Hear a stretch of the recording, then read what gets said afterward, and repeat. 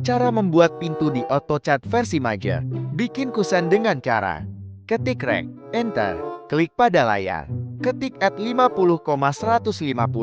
Buat garis bantu dengan cara ketik line, enter, klik pada layar, lalu klik 900 mm. Copy gambar kusen dan pindahkan ke ujung garis bantu.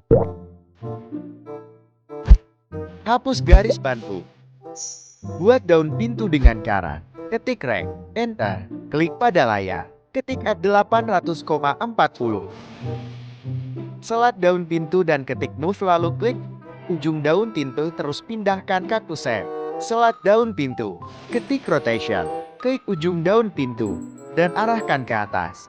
Bikin mukaannya dengan cara ambil arc, pilih panah bawahnya, pilih bagian start and direction, lalu klik pada ujung daun pintu, ujung kusen, lalu arahkan ke atas.